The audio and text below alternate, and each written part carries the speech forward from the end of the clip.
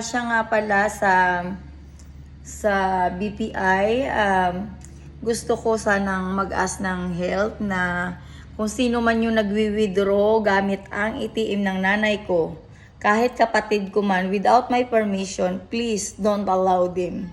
Because I know that my mom is there to my sister, Griggy's sister in Candari. She holding not my mother's card, but it's my money. And I don't want to allow her to use card without my permission. I know that my mom need help, but she need to bring my mom here in our house. Nanay live here, and this is Nanay's house. This is her house. And para sa manager sa BPI na nakakaalam ng card ng nanay ko na si Estrella Candari Antaran. Nakikiusap po ako sa inyo, ma'am. Huwag niyo pong hayaan na gamitin ang card, lalo na't at hindi niya pera ang nakalagay sa account. Pera ko yon at karapatan ko yon i-claim. Hinulog ko yon sa account ng nanay ko kasi I need to be sure that I can use it or I can get over cashier money. And remove that from my mom's account and send it to my own name. But this time, ma'am, I don't have account. I cannot go to Kalibo to get a account or open account to transfer that money. That's why I really asked help. Don't allow them to get money over cash, because that's account that she have to my mom is my own money. At walang share si Daisy doon. Kaya nakikiusap ako sa BPI,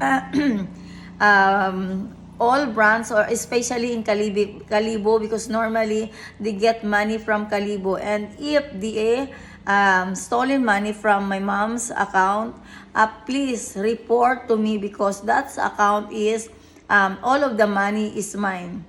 At wala siyang share dyan kahit 5 duling. Kahit 5, kasi ang pera na nakalagay dyan ay pera ko galing sa account ko nung nasa Denmark ako. Kaya yun yung grigi binitbit niya ang nanay ko sa Candari, para isipin na siya ang nag-aalaga sa nanay ko. Oo, kinuha mo ang nanay ko dito kasi alam mo na may pera sa account niya at alam mo na secure ang life niya. Kasama ka na sa secure. Pero dahil greedy ka, hindi kita binibigyan ng karapatan para gamitin ang account ng nanay ko. Kaya kung magutom ka man dyan dahil sa kaswangitan mo, sa pagiging madamot mo sa mga kapatid mo. Imagine, I have a lot of siblings that they really need help too. But the problem is you're greedy. Napaka-greedy mo kaya.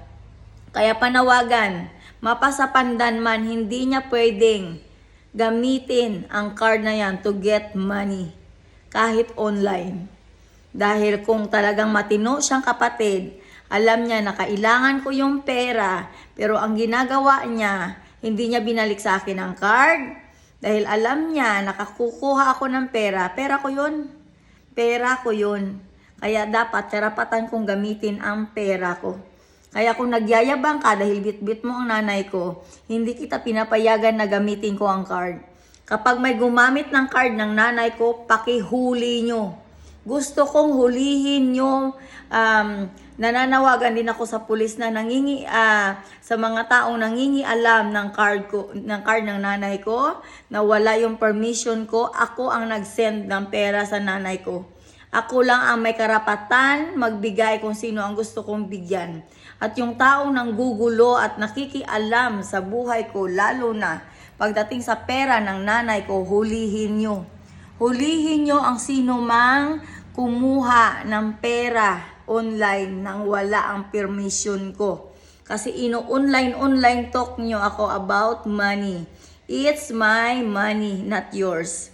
Kaya wag mong pakialaman ang pera ko, para hindi tayo nagkakagulo. At Daisy, ibalik mo sa akin ang card ni nanay at si nanay. Dahil kung ano ang mangyari kay nanay nung dumating ako, may pila yan. Hindi nyo pinahilot.